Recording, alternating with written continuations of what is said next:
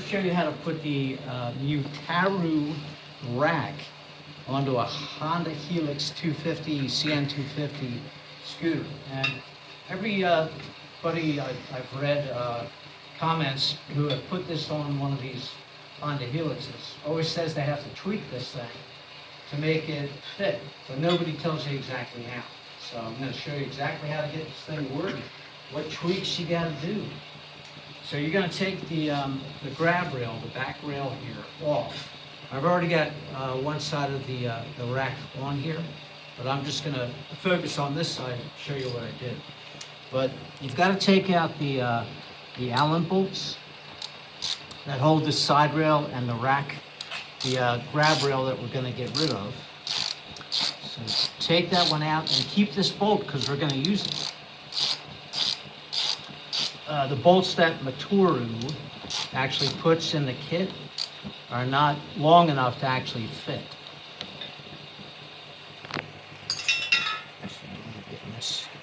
I've already taken off the other side. But once you pull this apart, you also get a rubber spacer. Don't lose that, you're going to need that. And then there's a small little bolt way down in here that also holds this grab rail on. So we've got to take that off. Also, just use a 9mm wrench and that'll come out. And you also don't need this bolt.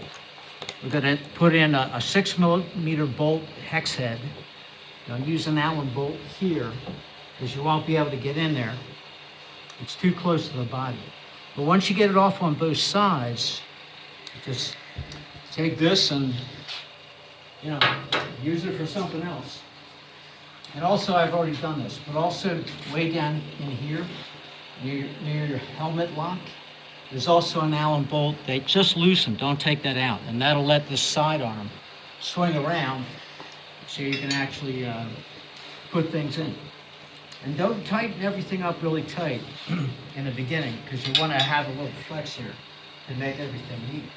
So the tricky part is actually just taking this kite-shaped bracket that they give you, and you actually have to trim this. There's a couple of shafts up here, but the one that's not right at the tip, you got to shave a 1/4 inch off of both sides to make this fit and make your rubber spacers, your side rail and that one rubber spacer, actually clamp together tight.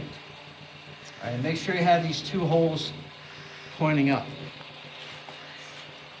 So go back to your original Allen bolt, and we're going through the one I trimmed, right through that space there, and then the rubber spacer that was already on here, flat side against the body, goes in here, and then we'll tighten this up.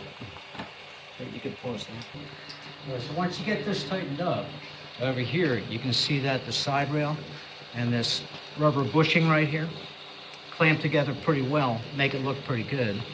And then this very small bolt that we removed from the very tip, the very end of this bracket, don't reuse that, it's not big enough.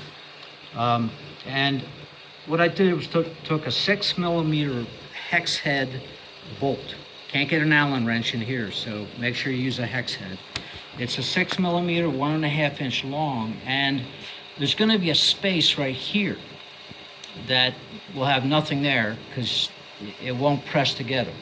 So I just put a nut that fits this bolt right here, and then took this whole thing and just fired it right into the hole in the sidearm, and that holds it very well. And it looks pretty good. Okay, so don't tighten everything up yet. Still leave this one down here unbolted, loose. And then you can see I've got both sides on here. And then all you need to do, they give you some nice small little Allen heads that you get with the rack that actually work. And you just actually put this in here like this, tighten everything up, the 4 holes, and then you're going to have your rack completely done. It's that quick and easy. Just modifying these brackets here, these kite-shaped brackets, was the thing that I had to do. I just use a grinder Like I said, to take a 1/4 inch off of either side of that cylinder, not at the tip, but the one, you know, further back from the tip, and that'll work fine. All right, so we can pause here. I'll put this on and then show you the final product.